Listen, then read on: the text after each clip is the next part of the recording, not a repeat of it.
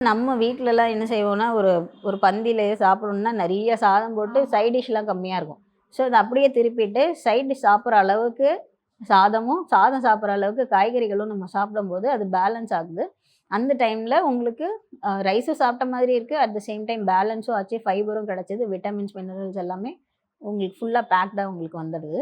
So, இது மாரி சாப்பிடுறது நல்லது உங்களுக்கு. ஸோ, ஆனா கம்ப்ளீட்டா ரைஸ் அவாய்ட் பண்ணணுன்ற அவசியம் கிடையாது. வெறும் சப்பாத்தி தான் சாப்பிடணுன்ற அவசியமும் கிடையாது. ஏன்னா நம்ம வந்து சவுத் இண்டியன்ஸ் பேசிக்கலா ரைஸ் ஈட்டர்ஸ் தானே. நம்மளோட ரைஸ் வந்து நம்மளோட ஸ்டேபிள் ஃபுட். பாரம்பரியமா சின்ன குழந்தையிலேருந்து நம்ம பருப்பு சாதம், தயிர் சாதத்துலேருந்து தான் நம்ம ஸ்டார்ட்டே பண்ணியிருக்கோம். ஸோ, சாம்பார் சாதம் இல்லாம சாப்பிடவே முடியாது இல்லையா? ஸோ, அப்படி இருக்கும்போது ரைஸ் அவாய்ட் பண்ணணும்னு அவசியம் இல்ல. குவார்ட்டர் ஆஃப் த பிளேட் இருந்தா போதும்.